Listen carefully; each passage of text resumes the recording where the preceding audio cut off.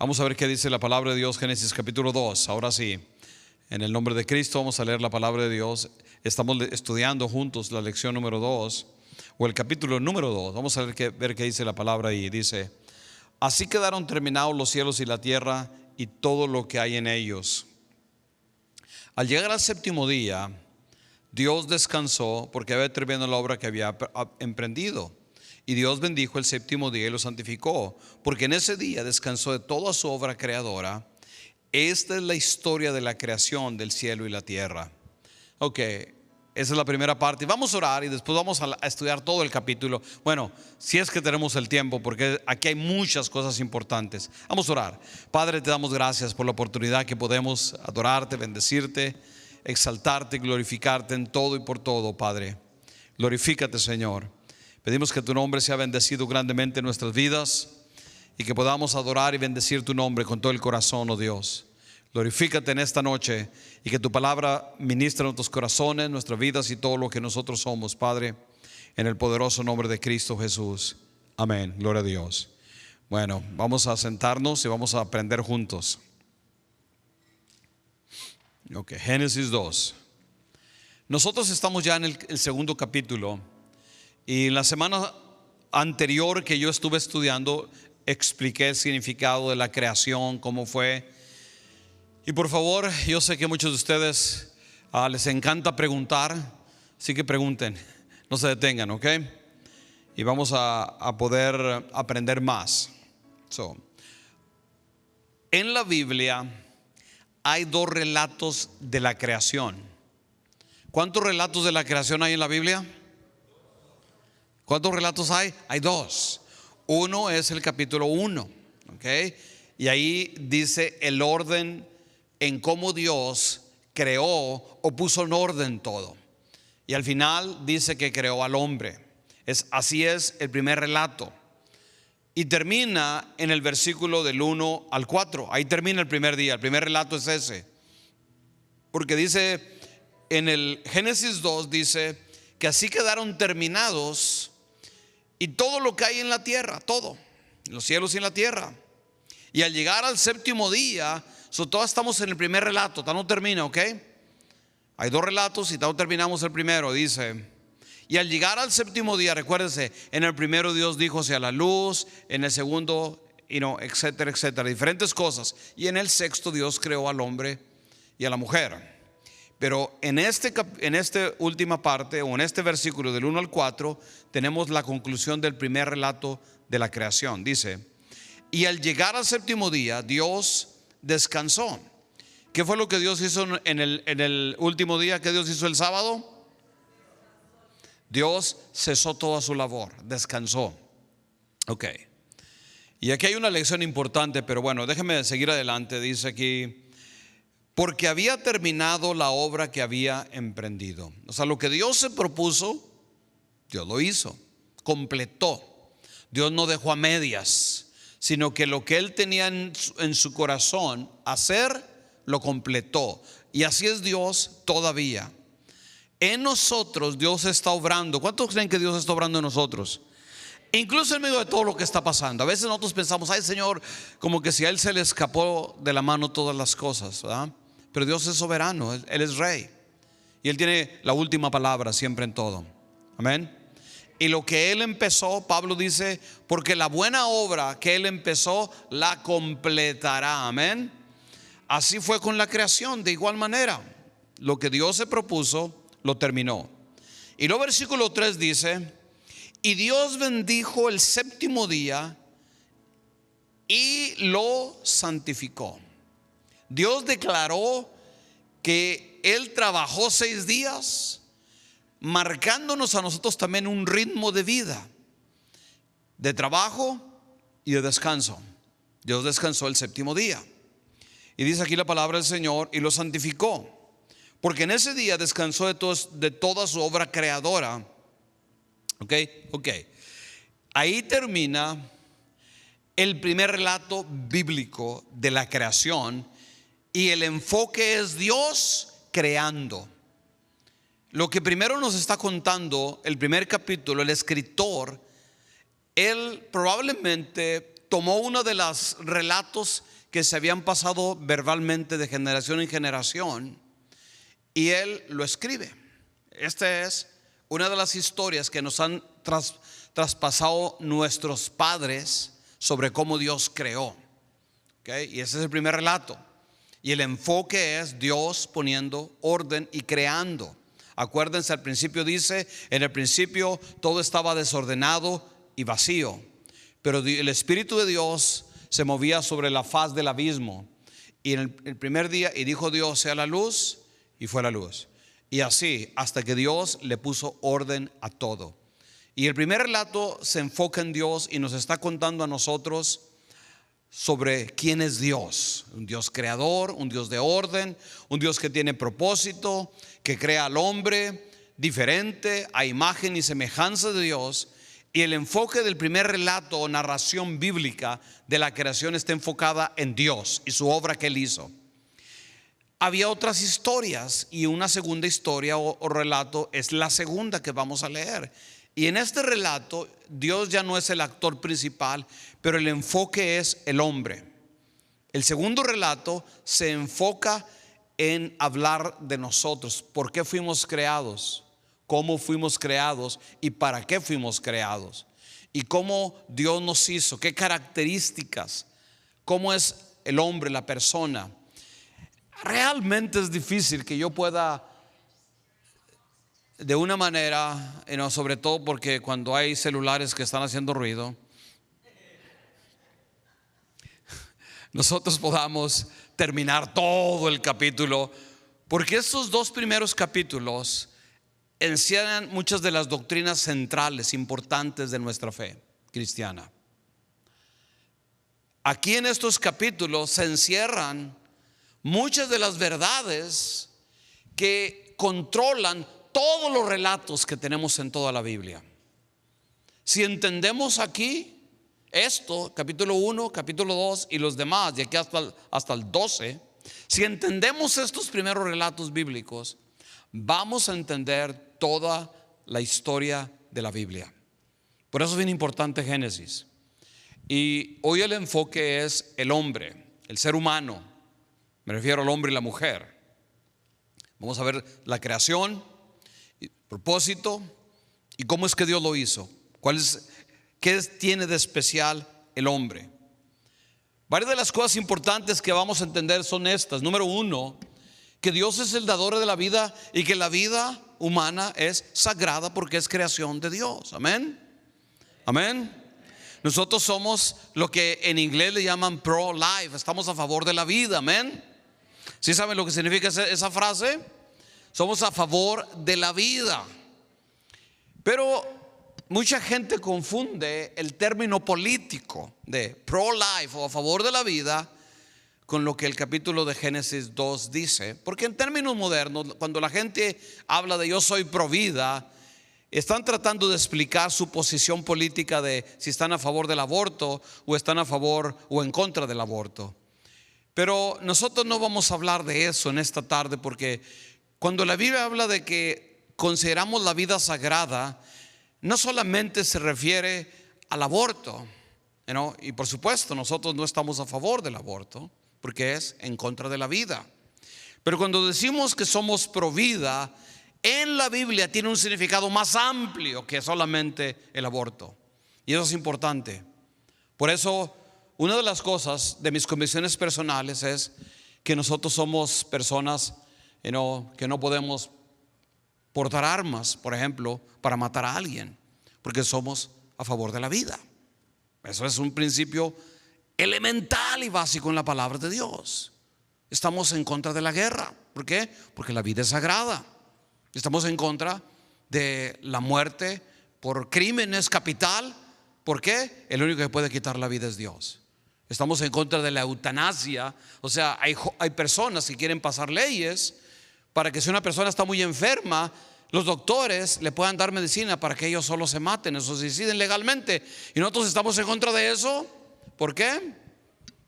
Porque la vida es sagrada y el único que tiene control de la vida y determina cuando empieza y termina es Dios. Nada más. Y así muchas otras posiciones están basadas en el capítulo 2. Eso es bien importante que entendamos la Biblia, porque entonces no vamos a seguir una posición política, pero vamos a seguir un principio bíblico. Y esto es sumamente importante, porque nosotros somos seguidores de Dios, amén. Y nosotros pertenecemos a un reino con principios y leyes diferentes, ¿sí o no? Amén. Eso es bien importante. Por eso es bien importante entender la Biblia, porque es el manual de la vida, el manual de Dios para nosotros. Y voy a tratar de ir lo más despacio que pueda explicando, pero si puedo termino, y si no, le seguimos la semana que entra, porque prefiero entenderlo bien a que le avancemos rápido. Una de las cosas más importantes que el capítulo 2 nos enseña a nosotros, y estoy introduciendo los conceptos o ideas o verdades o doctrinas o teología centrales de este capítulo, es que el hombre es la creación especial de Dios.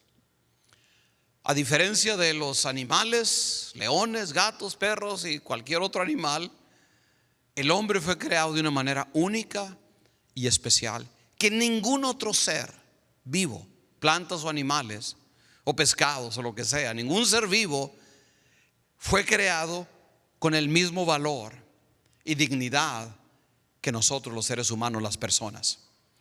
Eso está aquí, lo vamos a entender más. También aquí, y creo que esto no estoy seguro si voy a tener tiempo de hablarlo, pero vamos a hablar sobre el matrimonio y qué significa. Aquí está el principio, aquí está la creación, el génesis del matrimonio, pero también está sobre la dignidad del trabajo y por qué el trabajo es importante. Y luego la idea más importante de este capítulo es que el hombre y la mujer reflejamos la imagen de Dios. Esa es la verdad más importante que todas. Y ahora vamos a entrar en detalles. Ok, ahora sí, vamos a seguir adelante. Versículo 4 dice: esta es la historia de la creación. ¿Por qué? Porque ya terminó el primer relato enfocado en Dios, y ahora nos va a contar un segundo relato enfocado en el hombre. Dice: esta es la historia. ¿Sí me están siguiendo? Versículo 4 todos, ¿sí? No sé si está en la pantalla, pero bueno, esta es la historia de la creación de los cielos y la tierra, cuando Dios el Señor hizo los cielos y la tierra. Por eso, si ustedes ponen atención, se van a dar cuenta que quizás el orden de algunos detalles no es el mismo que encontramos en el capítulo 1, pero no es porque se esté contradiciendo, es que el enfoque es diferente. Aquí está resaltando la creación del hombre, y el hombre es la parte central del relato que estamos nosotros leyendo y estudiando. Versículo número 4 dice: esta es la historia de la creación del cielo y la tierra, cuando Dios, el Señor, hizo los cielos, o la tierra y los cielos. Versículo 5. Nuevamente, ya expliqué sobre el descanso y todo eso. No voy a hablar mucho, no me voy a enfocar mucho en eso. Pero lo que sí quiero decir es de que ahora estamos estudiando el segundo relato de la creación. Dice el versículo 5, dice: cuando el Señor hizo los cielos y la tierra, aún no había ningún arbusto del campo sobre la tierra, ni había brotado la hierba, porque Dios el Señor todavía no había hecho llover sobre la tierra, ni existía el hombre para que la cultivara. Versículo 6 dice: no obstante, salía de la tierra un manantial que regaba toda la superficie del suelo. ¿Se recuerdan ustedes que el predicador o el misionero nos dijo el domingo que Noé construyó un arca y que no llovía, que le decían que estaba loco porque él decía que iba a llover?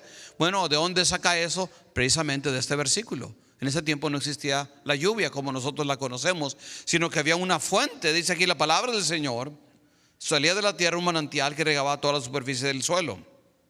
Ok, está empezando a desarrollar el relato el autor. Dice la palabra, versículo número 7, y aquí empieza el enfoque en la creación del hombre. Entonces el Señor Dios formó al hombre del polvo, de la tierra. De lo mismo que Dios había creado, toma al hombre. Y por eso cuando una persona fallece, siempre decimos, ¿verdad? Del polvo salimos y al polvo volvemos, porque fuimos creados del polvo. Dios nos tomó del polvo. Estamos ligados a la tierra en ese sentido. Somos parte de la creación de Dios. Y dice la palabra del Señor, pero aquí lo importante no es eso, porque eso ya existía. Solo Dios formó un cuerpo sin vida, formó un cuerpo como tal, como somos, pero no era un ser viviente, solamente era un cuerpo de la tierra. Pero aquí viene la parte más importante. Y sopló en su nariz, ¿qué dice? Aliento de vida. Dios sopló de él. Aliento, espíritu, aliento de vida. Dios puso algo de él adentro del hombre. Dios no hizo eso con los animales, ni con las plantas, ni con nada. Son solo creación. Pero nosotros tenemos un aliento de Dios. Y todo niño cuando nace, y que respira, y que tiene aliento dentro de él, es una, como diríamos, señal de que es parte de la imagen de Dios. Toda persona, no importa la raza, no importa la condición social de sus padres, todos tenemos la misma imagen de Dios. No hay superioridad en nadie, no hay una raza superior. No, todos fuimos creados por el soplo de Dios. Dios sopla, entra el aliento de Dios en contacto con el cuerpo físico muerto sin vida, y de pronto surge la vida. Y el hombre se convierte en un alma, en un ser consciente, en un alma que siente, que piensa. Y esa es la creación. Por eso este capítulo es el relato enfocado 100% en el hombre. El Señor formó del hombre del polvo de la tierra y sopló aliento de vida, y el hombre se convirtió en un alma viviente, en un ser viviente. La unión de lo físico con lo espiritual dio como resultado la creación de Dios más importante. Y ese aliento es la imagen de Dios en nosotros, que produce en nosotros su imagen. Entonces, esto es sumamente importante. O sea, Dios no meramente dio la palabra como con los demás actos creativos de Dios, pero como un artesano, como si fuera un alfarero. Pero a diferencia del alfarero que hace imágenes y no tienen vida, Dios puso su vida dentro. Y eso es lo que nos hace a nosotros ser seres, almas vivientes. Tenemos un alma porque dentro de nosotros está el soplo de Dios. No sé si lo entienden en esta noche eso. O sea, eso es bien importante, que entendamos la importancia que tiene. Y sabes, el diablo siempre va a querer poner y querer destruir la imagen de Dios en nosotros. El diablo no tiene el soplo de Dios en él. No fue creado a imagen de Dios. Cuando fue creado como un ángel, fue creado como un ángel que sirve al Señor, mas sin embargo no tiene la imagen de Dios. Ningún ángel tiene la imagen de Dios como nosotros. O sea, nosotros diríamos en el orden de la creación es Dios y luego el hombre y la mujer, por supuesto. No me refiero al sexo, me refiero al ser humano, a la persona, sea hombre o mujer. Cada uno de nosotros tenemos el soplo de Dios. Y yo no sé, pero esto es algo que yo creo, basado en la Biblia, pero basado en la experiencia, porque me ha tocado estar con personas que mueren. Y yo sí he visto a veces, cuando he estado con alguien así que está falleciendo, que mueren exhalando serio. Yo lo he visto. Y yo creo que en ese momento el aliento de Dios se va y la gente muere. Queda solo un cuerpo, como al principio, cuando Dios creó a Adán y Eva. Y cuando enterramos a alguien, por eso decimos: este que está aquí no es nuestro ser querido, solo es su cuerpo. Él está en la presencia de Dios. Como cuando Jesús dijo: Señor, estaba a punto de morir. Señor, dando un grito, dice, exhaló, ¿verdad? Y dijo: en tus manos encomiendo mi espíritu. Y se va el aliento y ya es solo un cuerpo, pero ya no tiene la imagen de Dios. Es un cuerpo vacío.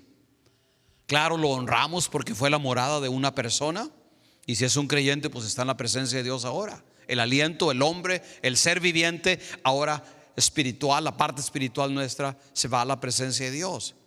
Y ya es meramente un cuerpo, nada más, sin vida, muerto, frío, inmóvil, que en cuanto se va el espíritu de vida, se empieza a decaer y a podrir y se convierte eventualmente en polvo otra vez. Esto es súper importante. Cuando yo pienso, por ejemplo, en cómo debemos de ver el acto, por ejemplo, del aborto o de matar a alguien, yo digo: ok, yo no tengo ni la capacidad ni la autoridad de robar el aliento de vida a alguien, porque eso es un don de Dios. La vida es un don de Dios, y eso es algo sumamente importante que nosotros entendamos. Es un don, es un regalo de Dios. El acto de soplar ese aliento de vida no es un detalle menor en este relato. Es una acción íntima de que Dios toma, se acerca, sopla. Es algo personal. Dios hizo la creación de una manera personal, íntima, podríamos decirlo, porque nos toma, se acerca y sopla y se convierte en algo más que un animal. Por eso, nosotros no descendemos de un animal inferior. No creo en la evolución, porque viola el principio de que somos creación especial de parte de Dios.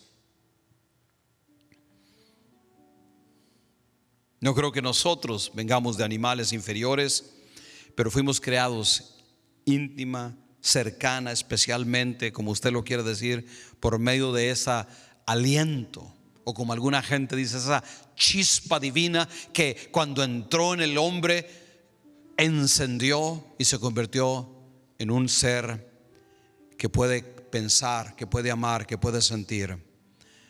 Dios sopla en nosotros y Él es el que nos da vida, y Él es el que nos la quita. Y por eso debemos de valorar la vida.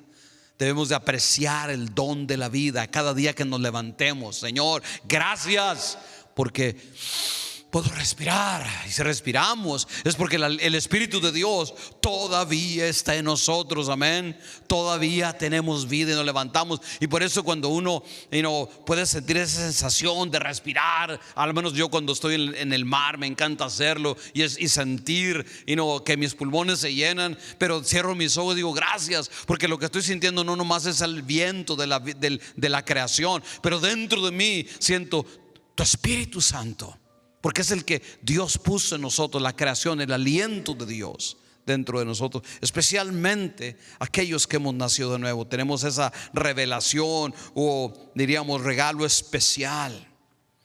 Y esa creación de Dios nos dota a nosotros con la capacidad de ser y actuar como Dios lo hace. O sea, podemos tener relación, podemos amar. Claro, vino el pecado y trajo lo malo, ¿verdad? Podemos odiar, lamentablemente, porque tiene esa capacidad. Nuestra alma, dominada por el pecado, la maldad o la cultura dominante, que a veces está en contra de las cosas bíblicas, que nos hace a nosotros ver todo diferente, en contra de los propósitos de Dios. Pero por eso es súper importante que nosotros digamos y entendamos: yo soy creación de Dios. Yo no debo de destruir este cuerpo que Dios me ha dado. esta vida, debo de honrarlo, debo de que Dios se manifieste en todo lo que hago, porque dentro de mí está el aliento de vida que Dios me dio. Y luego, para aquellos que somos padres, quizás hay una como revelación más grande, porque de pronto dentro de nosotros o de las mujeres, ¿verdad?, hay una nueva vida. Y qué hermoso milagro cuando nacen nuestros hijos y gritan y lloran y sabemos que están vivos porque tienen el aliento de Dios. Este es lo que Dios nos enseña. Y por eso es bien importante que nosotros, cuando digamos yo soy pro vida, entendamos todo lo que significa. A mí no me gusta mucho el término pro vida porque es un término político. Yo más bien digo, yo respeto el don de vida que Dios nos ha dado. Amén. Porque es un regalo que viene de parte de Dios. Somos creados a imagen y semejanza de Dios, porque tenemos dentro de nosotros el soplo de vida que viene de Dios. En el momento que se entra el espíritu, el aliento de Dios, dejamos de ser cuerpo nada más y nos convertimos en alma. Y de pronto tenemos conciencia, podemos diferenciar entre el bien y el mal, podemos amar y todo lo que eso significa. Y por eso, por ese acto es que nosotros tenemos la imagen de Dios en nosotros y toda persona. Esto es sumamente importantísimo. Somos polvo, es cierto, pero somos un polvo moldeado por Dios. Somos polvo, sí, pero que está tocado por el aliento de Dios. Somos polvo, sí, pero no somos como los demás creación. No tenemos una evolución biológica, pero tenemos una creación divina. Somos creados directamente por la mano de Dios, porque nosotros tenemos un destino eterno. Por eso nadie puede estar en paz, nadie puede vivir una vida totalmente feliz si no tiene una relación con Dios. ¿Por qué? Porque ese aliento de vida que está en toda persona le hace sentir la necesidad de algo más allá. Porque si no, esto es todo. Vivo 60 años, 70 años, 80 años, 90 años y ya es todo. Para eso fuimos, como animales nada más, sin propósito, producto de la suerte. No, nosotros creemos que no, que Dios no solamente nos da la vida, pero nos da propósito. Amén. Nos da propósito, dignidad, y nos da hambre de tener una relación con Dios, pero también una relación con nuestros semejantes, como vamos a ver más adelante. Porque aunque el hombre tiene una relación con Dios, Dios se dio cuenta que lo creó con la capacidad de amar a alguien que fuera semejante a Adán. Y ese alguien después nos damos cuenta que llegó a ser Eva. En este relato bíblico nosotros tenemos que fuimos creados con propósito, que tenemos un destino eterno. En Job 32:8 dice: pero hay un espíritu en el hombre, y el soplo del Todopoderoso es el que le da el entendimiento. Es el soplo de Dios el que nos da la capacidad de leer un libro y entenderlo. Es el soplo de Dios, es lo que nos da la capacidad de ver a nuestra esposa o a nuestros hijos y sentir amor por esa persona. Es el aliento de Dios, es la imagen de Dios. Todas esas cosas es el aliento de Dios que da puesto en nosotros. Este soplo viene de Dios sobre toda persona. Y es bien importante que nosotros entendamos, en la historia de la humanidad siempre ha habido esa tendencia pecadora de nosotros somos una raza superior, ¿verdad? No solamente en tiempos modernos, pero desde los tiempos de Jesús, a través de toda la historia. Ha habido gente que ve a los seres humanos y los convierte en esclavos. Y la primera cosa cuando la esclavitud ha existido es que esa persona deja de ser persona y se convierte en algo inferior, que no tiene valor, y se deshumaniza. Y por eso, si ustedes me siguen en las redes sociales y leen lo que yo digo, lo que escribo, ojalá que puedan escucharme Y cuando lean lo que escribo, entiendan lo que escribo, porque lo digo basado e inspirado por lo que estamos estudiando en esta noche. Que Dios nos ha dado a nosotros, independientemente si tenemos documentos o no, el mismo valor y dignidad que cualquier otra persona, porque todos nosotros somos creados a la imagen de Dios, y en todos nosotros está el mismo aliento de vida que tiene su fundamento, su fuente en Dios. Amén. ¿Cuántos dan gracias a Dios en esta noche? Denle un aplauso al Señor, pero házelo con ganas. Gloria a Dios. Por eso el diablo siempre va a querer destruir nuestra dignidad. Tú no vales, tú no importas, aún en nuestros hogares. A veces crecimos con esa identidad de que yo vengo de un lugar pobre, yo vengo de un lugar donde hubo mucha, no conocí a mi papá, o mi papá siempre me maltrató, o yo sufrí esta mala experiencia, o a mí me abusaron. Y todo eso daña la imagen de Dios en nosotros y destruye el propósito de Dios. Pero Dios nos quiere recordar a todos nosotros en esta noche que independientemente de todo eso, la palabra del Señor dice que el que está en Cristo, nueva criatura es. Las cosas viejas, he aquí, han pasado y todas son hechas nuevas. Amén. Dios nos restaura a la imagen de su Hijo y nos devuelve la capacidad de poder tener a nosotros, los que somos nacidos de nuevo, la imagen de Dios en su plenitud. ¿Cuántos dan gloria a Dios en esta noche? Porque nosotros tenemos la naturaleza de Cristo en nosotros ahora, en el nombre de Jesús. Aleluya. Ok. Y Dios dice al hombre, versículo que leímos 8, vamos a seguir leyendo. Y perdón que ya el tiempo está volando. Y no sé si tienen preguntas, porque no he parado, pero levanten la mano pues. Ok, ahí hay preguntas. Dinos la pregunta. ¿Qué es la pregunta? El espíritu y el alma es la pregunta. Me está preguntando que si el espíritu y el alma son diferentes. Es la parte espiritual. Y la diferencia básicamente entre uno y otro, aunque es la parte, es tu ser espiritual, es esa parte espiritual tuya. El alma más que nada se le identifica con las emociones, con el sentido de entender el bien y el mal, la conciencia, la capacidad de amar, de odiar y todas esas cosas, incluso las malas. Y el espíritu más que nada es lo que nos da a nosotros la capacidad de conectarnos con Dios. ¿Sí me entiendes? Por eso la Biblia dice que Dios busca adoradores que le adoren, no solamente influenciados por el Espíritu, pero con una adoración que sale de su interior, de su corazón, de lo más profundo de su ser, de nuestro espíritu. Esa es la diferencia, pero en términos generales, tanto el alma como el espíritu es nuestra parte espiritual. Y esa sería la respuesta más corta. No sé si respondí a tu pregunta.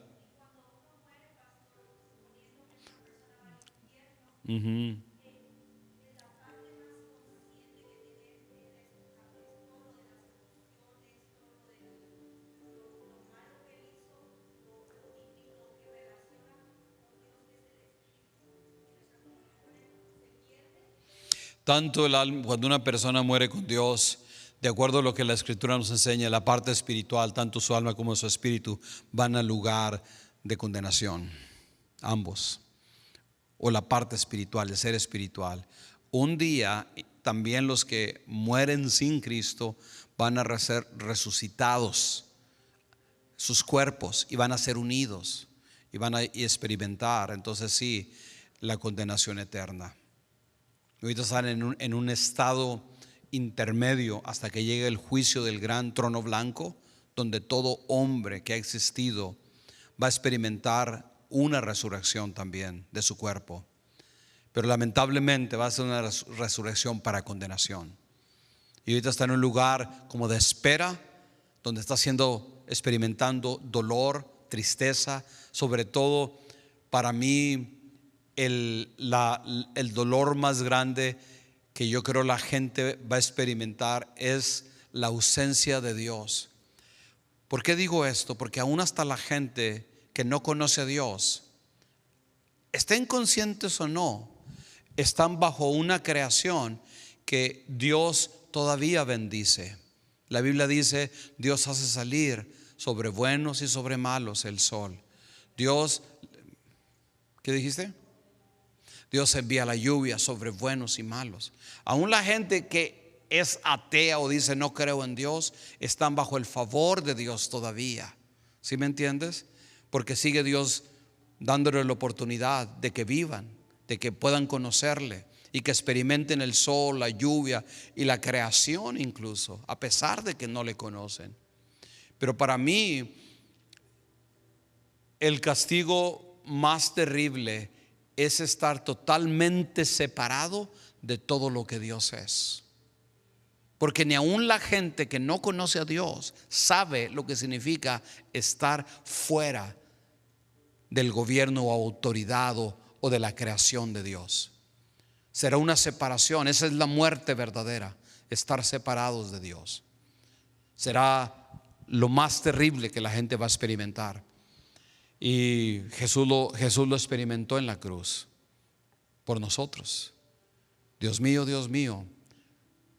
se vio solo, sin la cobertura, sin esa gracia general sobre toda la creación. Fue suspendida ahí en la cruz. Jesús no experimentó y por eso grita: Dios mío, ¿por qué me has abandonado? Esa sería mi respuesta. Bueno, no sé si hay alguna otra pregunta antes de continuar al versículo que sigue. ¿No hay? Ok. Pero necesitan hacerla ya, si no voy a pasar. Ok, Ernesto. ¿No hay un micrófono por ahí que podamos usar? No hay. Si hay, por favor. Ok. Tony nos va a ayudar. Pero dinos, mientras que lo traen, dinos.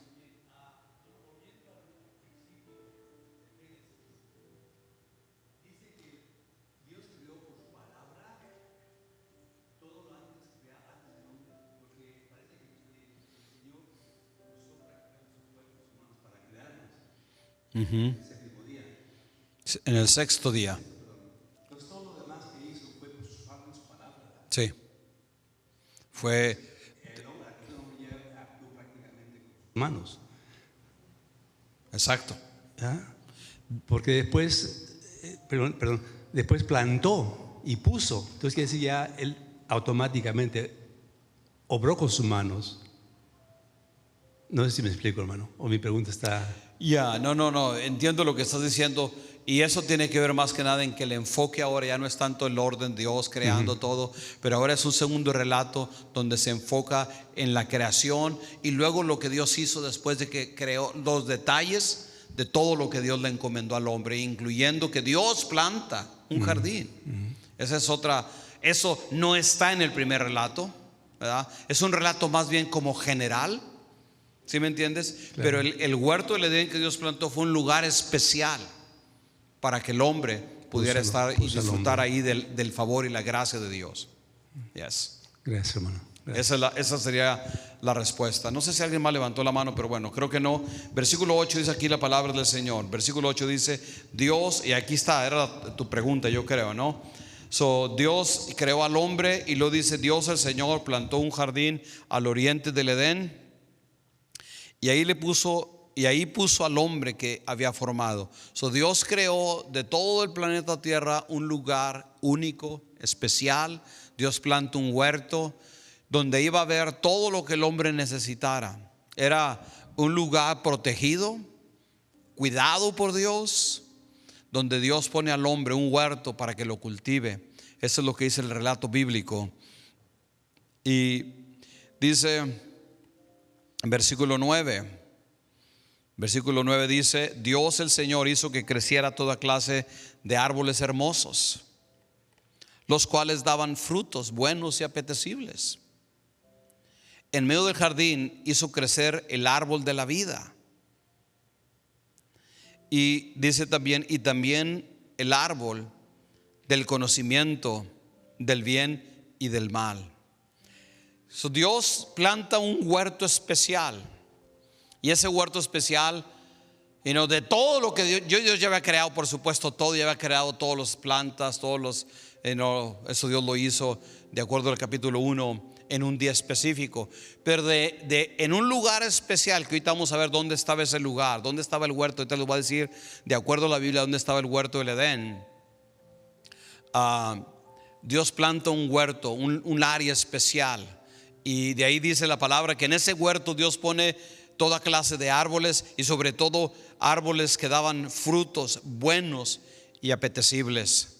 O sea, no solamente eran frutos que eran buenos para comer, pero eran atractivos a la vista, que de verlos, ¿verdad?, uno quería comérselos, apetecibles. Pero también Dios puso dos árboles, y estos dos árboles eran dos símbolos.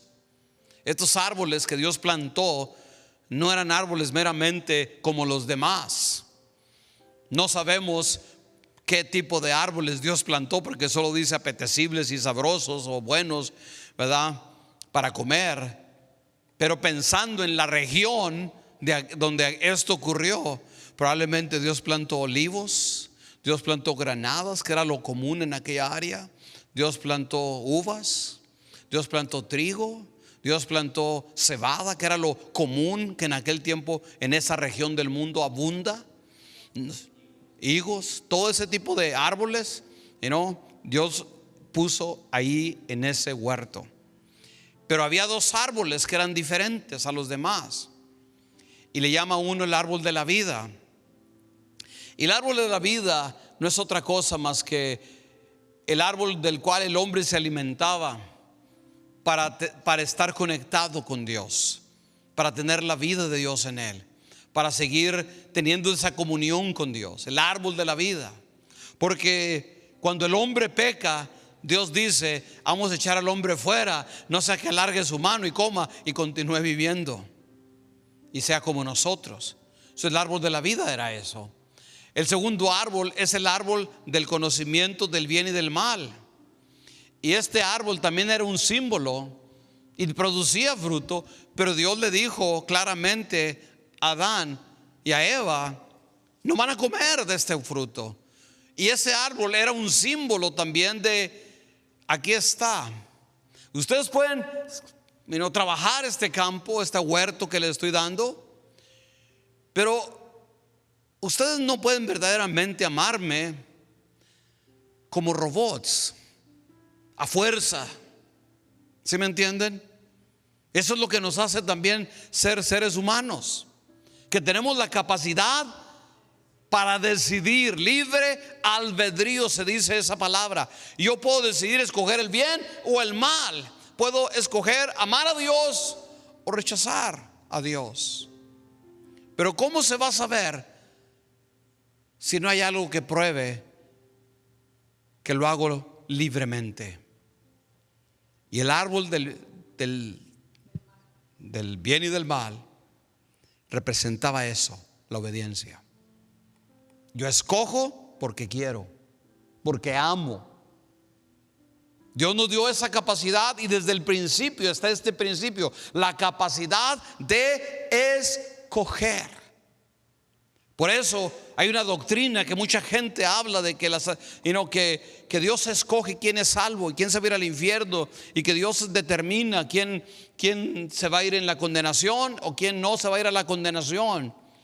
Y por supuesto, basado en este relato bíblico, es antibíblico esa doctrina, porque Dios no nos crea a algunos para mandarnos al infierno, o nos crea a otros para irnos al cielo.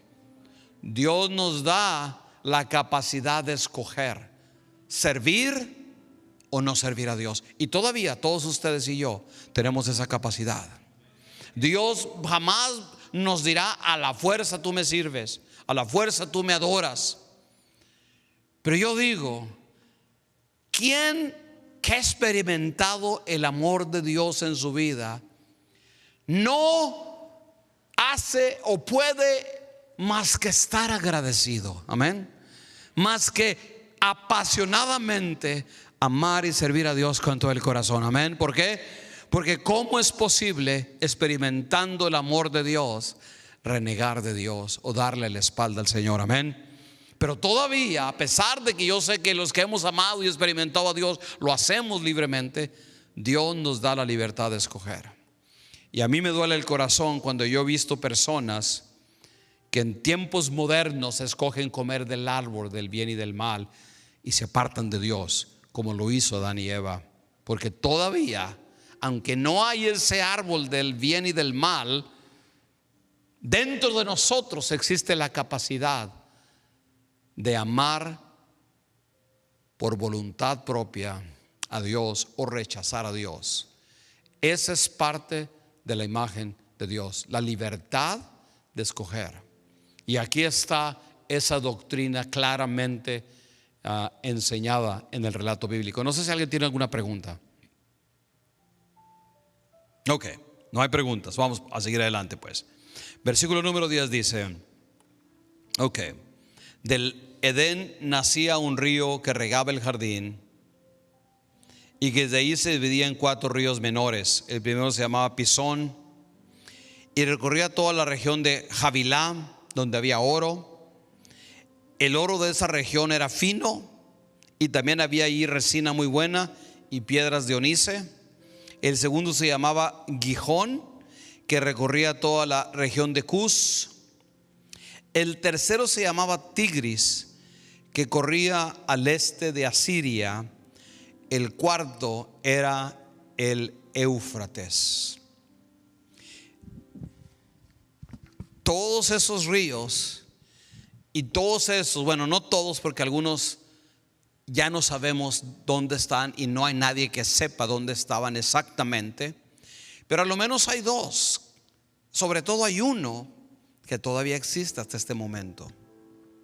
Todavía existe ese río, y por lo tanto podemos tener una idea más o menos dónde estaba el huerto del Edén, dónde estaba ese huerto, dónde Dios plantó ese huerto.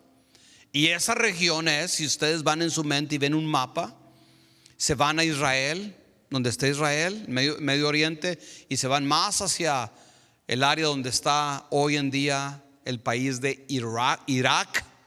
Si saben dónde está el país de Irak, donde está el río Éufrates, donde está, arriba está Siria, en la parte de abajo está Irak. Ahí es donde estaba el huerto del Edén, de acuerdo a la narración bíblica.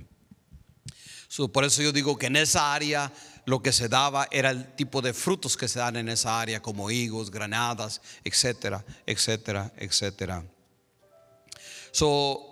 El huerto del Edén, de acuerdo a este relato bíblico, no era un lugar simbólico, pero está conectado con un lugar geográfico, hablándonos de que esto no es un mito, sino que era un lugar real, un lugar verdadero. Y de acuerdo a los arqueólogos, los primeros lugares donde hubo cultivos, donde se sembró trigo, por ejemplo, fue en esa área. Hay restos de hace 14, 15 mil años de gente que por primera vez descubrió en esas áreas lo que es sembrar. Por ahí estaba el huerto del Edén, está conectado con un lugar real, con un lugar que existe hasta este momento. Y por supuesto que ahora mayormente es un lugar desértico, lamentablemente, aunque todavía produce en cantidades abundantes muchas cosechas. Pero en ese momento Dios ahí en medio de ese lugar plantó el huerto del Edén. ¿Alguna pregunta? Sigamos adelante pues. Dice así la palabra del Señor. Versículo, ¿dónde me quedé? Ya no sé. El 15, y creo que ya vamos a terminar. Ay, Señor. Bueno, vamos a ver qué puedo hacer. Creo que vamos a leer hasta el 15, el 17, y ahí terminamos en esta noche. Dice: Dios el Señor tomó al hombre y lo puso en el jardín del Edén. Dios crea al hombre, planta ese huerto hermoso y ahí pone al hombre. ¿Pero para qué? Y aquí vemos luego, Dios nos creó con un propósito. Amén. Dios nos creó con un propósito. Y el propósito es, nos creó para crear como Dios, en un sentido. Y ahorita les voy a explicar qué quiero decir. Nos creó para crear. Nos dio la capacidad creativa de cultivar, de producir. Parte de la imagen de Dios es el sentido innato de trabajar, de ser productivos. Mucha gente piensa que el trabajo es un castigo de Dios. Maldito Adán y Eva, si no se hubieran comido la manzana, No tendría que levantarme este lunes a las 5 de la mañana a ir a trabajar.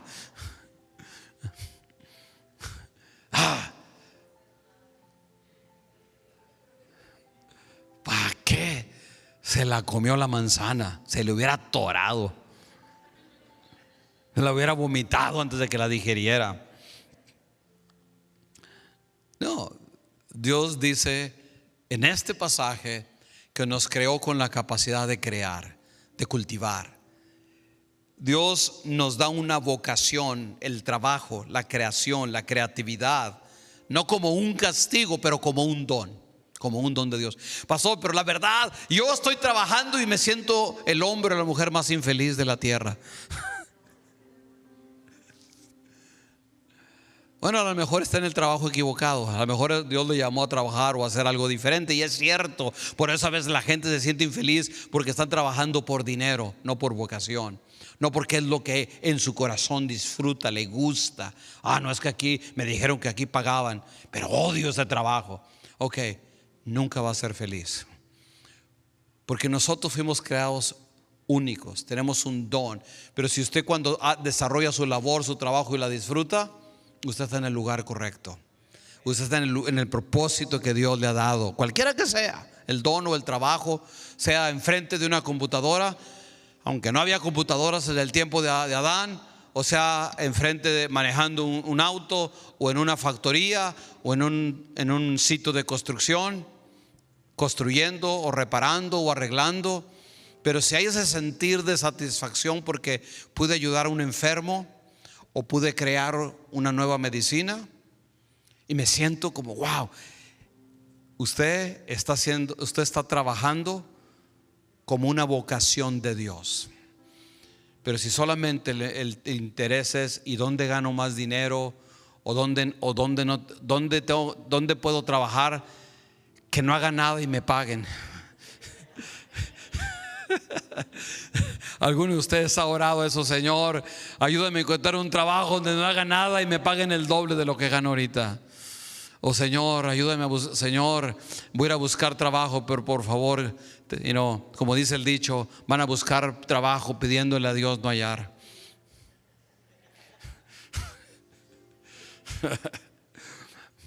Porque tienen un concepto equivocado, ¿verdad?, de lo que es el trabajo y la creatividad y la creación. Hace rato estaba hablando con una persona que vino hace rato, y me estaba diciendo: ¿y cómo se siente, pastor? ¿Cómo está? ¿Está bien de salud? Y le digo: bueno, estoy bien de salud porque no paramos. El día que pare me voy a morir. Y lo digo en serio. El día que yo pare de hacer algo para el propósito de Dios, yo creo que me voy a morir. ¿Por qué lo digo? Por Génesis capítulo 2, versículo número 15. Porque fuimos creados para crear. Claro, ya no puedo trabajar como cuando tenía 20 años. Uno cambia las cosas que uno puede hacer, pero uno nunca debe de parar de seguir soñando y creando y trabajando. Nunca.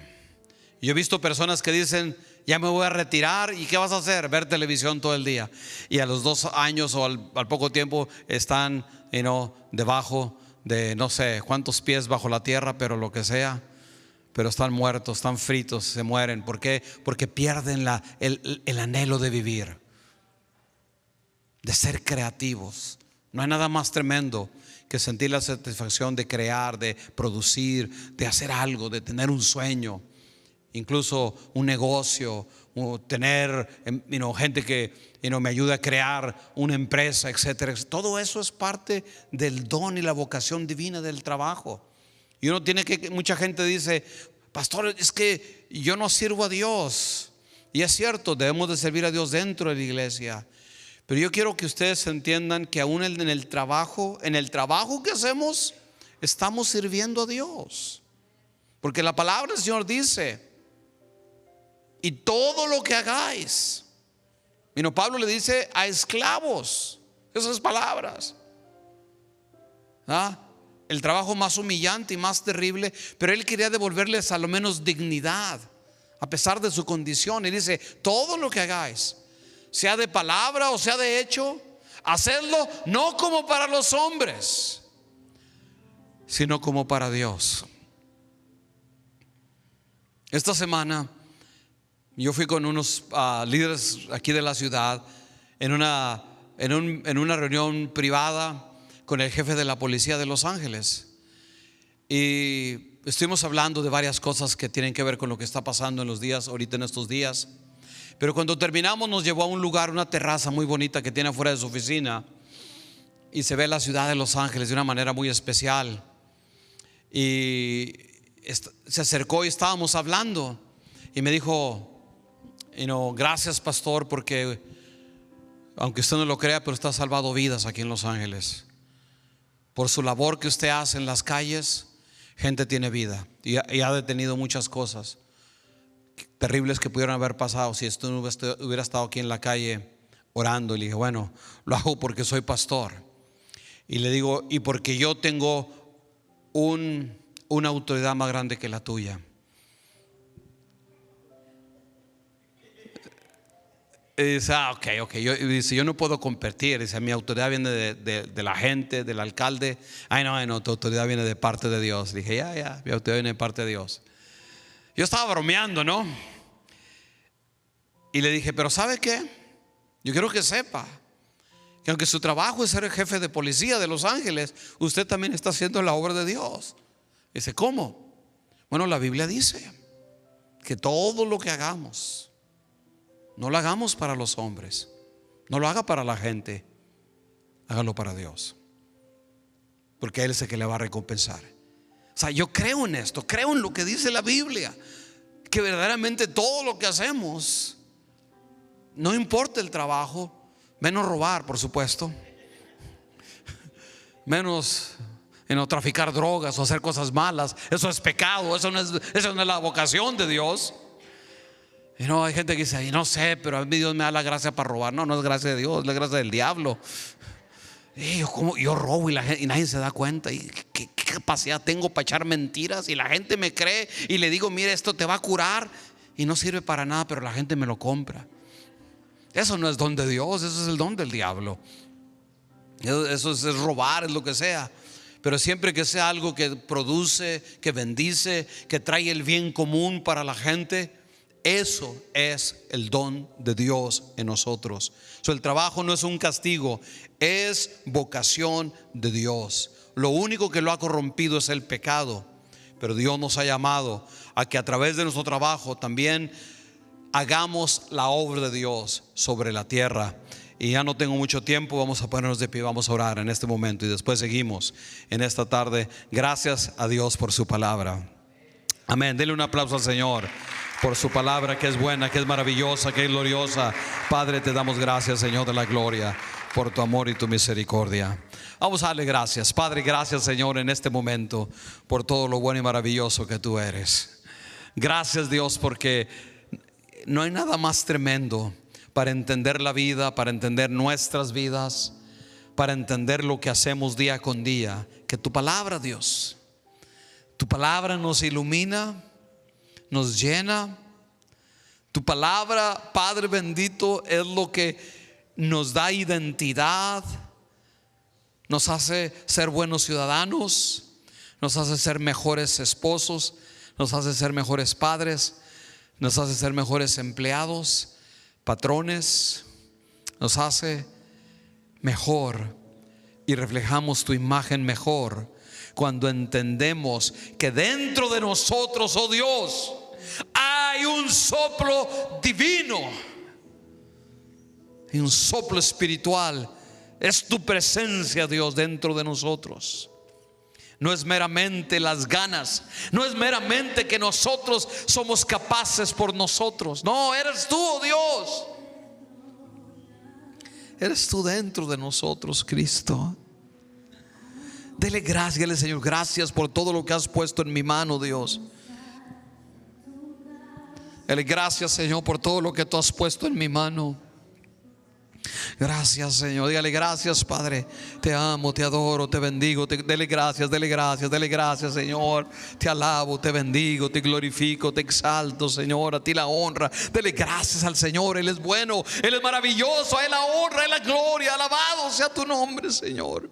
Gracias, Padre bendito. Aquí está nuestro corazón, Dios. En este momento aquí estamos delante de ti, oh Dios, para darte la honra, la gloria, la alabanza y la adoración, Padre. Gracias, Señor. Gloria a ti, oh Dios.